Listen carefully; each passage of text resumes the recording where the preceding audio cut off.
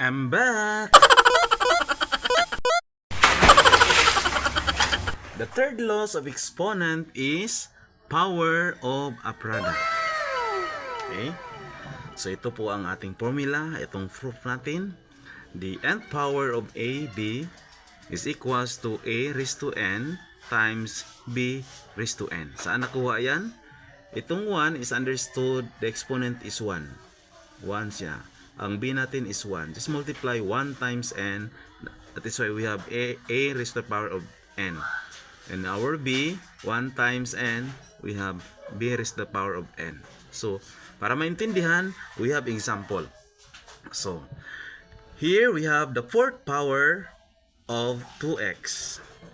So, how to operate this one? So, we have the numerical coefficient, which is 2.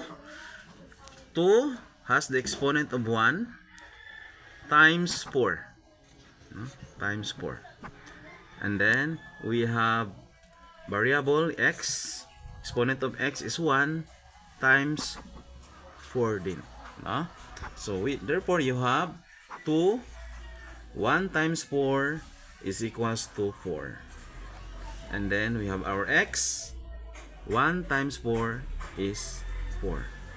So, now, let us get the value of this. 2 to the 4th power, meaning you multiply 2 4 times.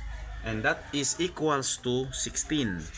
So, we have x, rewrite, and then 4th power. So, that is our final answer.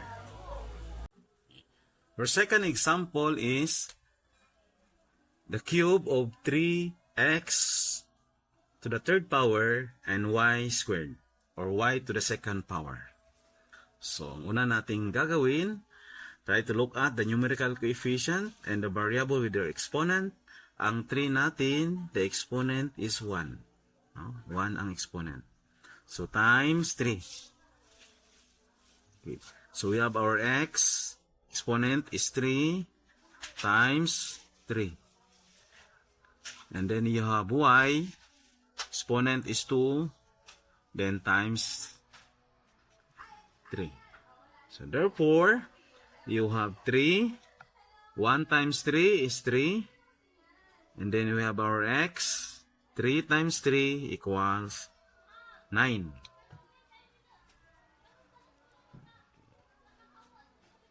9. And then you have our y. 2 times 3 equals 6. Okay? So what is the value of 3 cubed? You multiply the 3 times, and that is equals to 27. 3 times 3 times 3. Then x raised to the power of 9th power, and y to the 6th power. So that is our answer. Nice. Let us solve our third example. 4 understood the exponent is 1. And then yung 2 natin dito is understood the exponent is 1. Okay? So ganito ang gagawin natin. We start the numerical coefficient. We have 4. Exponent ng 4 is 1. 1 times 3. 1 times 3. And that is equals to 3. And then proceed to x. Exponent of x is 2. 1.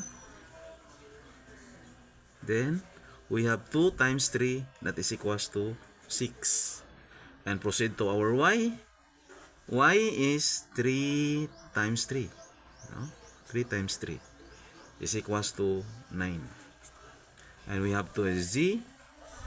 And z natin, we have 3 times 3. And that is equals to 9. Okay? So, this one. And then, proceed. The second part, you have, this one is squared. So, we have 2. We have 1 exponent of 2. 1 times 2 is equals to 2. And then you have x variable. Exponent of x is 3. So 3 times 2. 3 times 2 equals to 6. Then you have y. Y to the 4th. Y to the 4th times 4 times 2.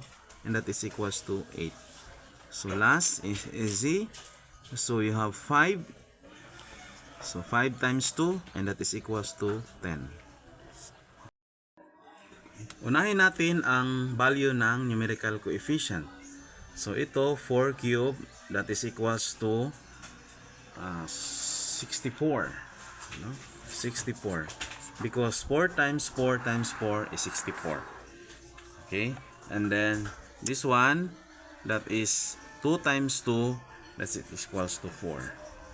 Okay, so we have x, meron tayong x dito 6, and then the other one x, meron tayong 6, and then y 9, may 9 tayo dito sa kabila, may 8 tayo.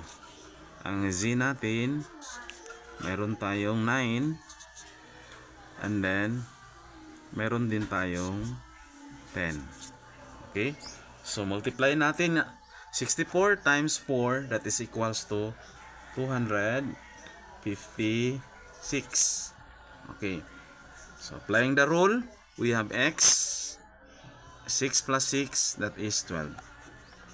Then proceed tayo sa y natin, 9 plus 8, that is equals to 17. Okay, and our z, we have 9 plus 10, that is 19. Okay, so that is our final answer. Thank you for watching.